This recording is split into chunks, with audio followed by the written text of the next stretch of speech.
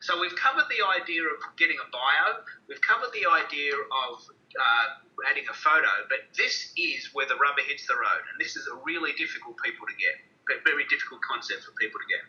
Remember the 80-20 rule. It's not all about you. I'm saying that in a very deliberate way.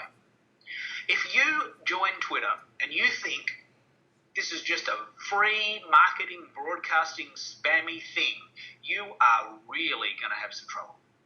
Mm-hmm. If you go onto Twitter and say, here's me at open house for this house I'm selling, gig in San Francisco, look at the new movie I'm in, here's me having an ice cream with Geoffrey Rush, guess what? You will have a lot of trouble getting followers and keeping them. So what you've got to do is you've got to get into the habit of saying, here's a cool video from my mate in San Francisco that's playing, at the blah, blah, blah tonight. Here's a really great show reel from a gorgeous friend of mine who's just landed a movie with Geoffrey Rush. And by the way, check out her eating an ice cream. And here's a really cool article from a friend of mine that's just written an excellent book. And guess what happens there? Instead of me saying, I'm eating an ice cream, I've written a book, I'm doing a gig, those three people say, thanks, Keith, how's your new membership site going? How's Melbourne today? Doing any speaking gigs? And so then they say, look at my friend Keith who's, just been interviewed for the TV. Or here's my friend Keith who's just written a book. Or here's my friend Chelsea who's got this really cool membership site. Mm-hmm. And so we share for each other. And it's a hell of a lot more interesting if you tell people that I'm awesome than if I tell people I'm awesome. Right. Well, I think it's the rule of reciprocity, isn't it? That you reciprocate the favor done for you by sharing equally for others. And it's also like the idea of pay it forward. You're hoping that over time people understand, actively engage, and are sensitive to the fact that we're here conversing in the Twitter sphere, sharing in the Twitter sphere, and helping each other out in the Twitter sphere. Yeah. And again, this is self-evident to me. This is completely self-evident to me because this is my personality. But I've had serious arguments about this idea that, why do you want to spend all your day talking about others? What a waste of time. And if you don't get it, you might not get it. I personally tweet 10 to 1. If you watch any of my tweets, you'll notice, hopefully, that every time I tweet about myself, it is surrounded by 10 other really useful articles that are not about me. Mm-hmm. Mm-hmm. And what that means is I built up a huge cyber cred so that one day down the track, if I need to pull in a few favours, I might ask my friend who's just written a book to tweet about my speaking gig. Mm-hmm. And of course they're going to do it because we help each other. Exactly. And they might have followers that I don't have. They might have a tribe of people that really get my stuff but are not yet following me.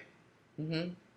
So this idea of reciprocity really is important. And I know a lot of the stuff we're talking about in this video series and the series in general is chunky stuff. It's new material. Mm-hmm. And I apologise for that, but I really want to bring it back. I don't think we need to apologize. I think I've time and time again given workshops, one which is already on our site, is that I will give these workshops and I will find people so very new to the information that it's all new to them, but they'll ask a question that even somebody fully engaged will suddenly rethink that they took for granted. And it will all layer itself nicely over time because it's all about understanding how these components work together in concert with one another to create a compelling presence on the web on all these different platforms. And Twitter is by far a hugely popular, very fast-growing social network that has done tremendous things globally at sharing information, certainly politically, political situations going on in the world. It's been remarkable, and I think people really, from personal branding to small businesses, need to know how powerful Twitter can be and the idea that it is based on a social conversation. Like you said, it's social. It's like going into a dinner party and being there and only talking about yourself. Nobody wants to hear somebody just drone on. They want to have an interchange. And what I was going to ask, based on the earlier example you gave, that for every one of the tweets you may say about yourself, there are 10 other tweets surrounding you that are not related to you that are valuable, and you've helped this person out. It would not be inappropriate, would it, knowing that they would help you by promoting a tweet of yours, if you asked them, hey, would you promote this tweet or this gig that I'm doing because you've tweeted about them? Yeah, I mean, I wouldn't necessarily do it from that point of view, but look, I have created miracles. On one particular day, I have 30,000 followers, 31,600 followers, which is a cool number. But on one particular day, 3 million people saw my tweets because a couple of really power players retweeted me as a favour to me. Right. Because I retweeted them sequentially over time. Mm-hmm. And I did them a couple of favours. And I mean, this was a big pool of people that just happened to come together all at the one time because I had this very thing I was doing and I wanted to, promote it. And on one particular day, 3 million people saw my tweets and had a chance to interact with me and come to my event or buy my book or, see me speak. And I would never, ever, ever reach that amount of people on my own steam. Mm-hmm. It's only because I built up this huge amount of cyber cred, this huge karma bank. Right. And I like that karma bank. I like that a lot. Isn't it good? It's just really cool. It is. It's very good. I've got 31,000 followers, and that's great. I can blast out all day about me having ice cream and speaking gigs and books and writing and this and that. But no one's interested in me. Not many people. But if I can help each other, if we can help each other, I can help other people. We're all part of the same team. Right. Yeah. Yeah. And I think what I was saying was that some people, myself, I will certainly throw myself in the ring on this one. You're a social animal. You're very, very intertwined with the social media and certainly the Twitter and the engagement.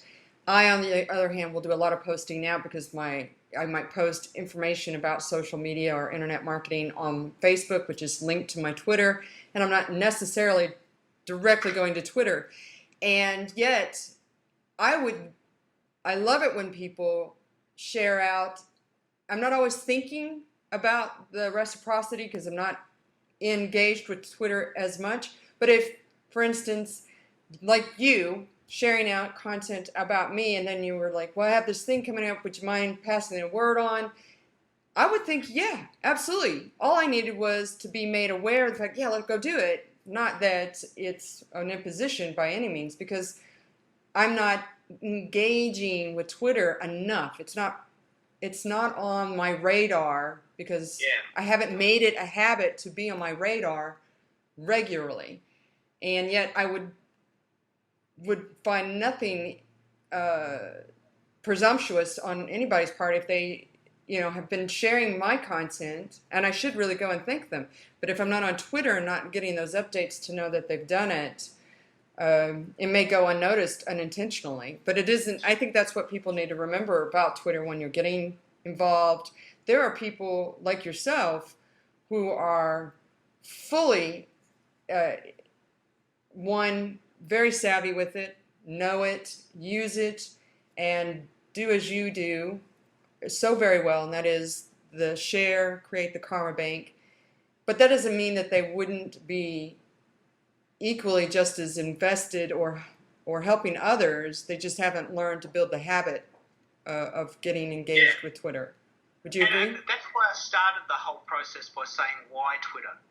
I understand fully that there are at least 16 different choices on if you want to use social media. Tumblr, Twitter, Facebook, YouTube, Vimeo, MySpace, Reverb Nation, etc., etc., etc. So what you've got to do as a business owner, as a person branding yourself, is you've got to pick the platforms that suit you, which is why we're creating this 16-set series, and probably more moving down the track. You know, this is why we're creating the big pool of information. You might resonate with Google+. You might resonate with Vimeo as opposed to YouTube. You might resonate with LinkedIn. But I'm talking about Twitter today because 500 million people use it. Mm-hmm. Mm-hmm. And I want to share a really cool story that happened yesterday, because I have these happen every day. An actress in Germany who now lives in London periodically is helping a charity in Atlanta, Georgia, who has an animal sanctuary. So here it is me in Melbourne, Australia, helping a German actress living in London promote and raise money for a sanctuary for animals in Atlanta, Georgia. Wow, that's impressive. Now, how global is that? That's global. That is a very interconnected world, especially in that interesting example you've given.